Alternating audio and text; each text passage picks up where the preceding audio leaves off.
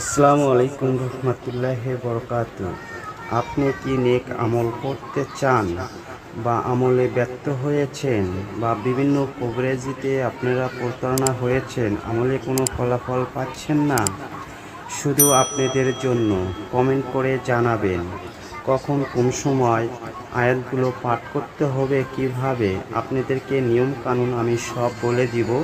Comment করবেন। কিছু আমল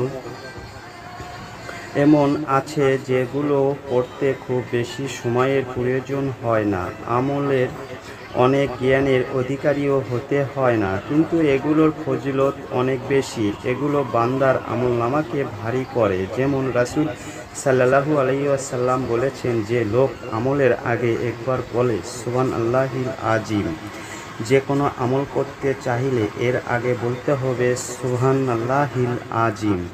আশা করি সম্পূর্ণ সূরাটি পাঠ করুন এবং সূরাটি মনোযোগ সহকারে শুনুন। বিসমিল্লাহির রহমানির রহিম। ইন্না আনজালনাহু ফি লাইলাতিল কদর ওয়ামা আদরাকা মা লাইলাতুল কদর। লাইলাতুল কদরি খায়রুম মিন আলফি শাহর। তানাজ্জালুল মালাইকাতু ওয়ার রূহু ফিহা বিইذনি রাব্বিহিম মিন কুল্লি আমর।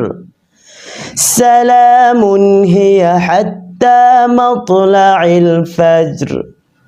সাদাকাল্লাহুল আযীম।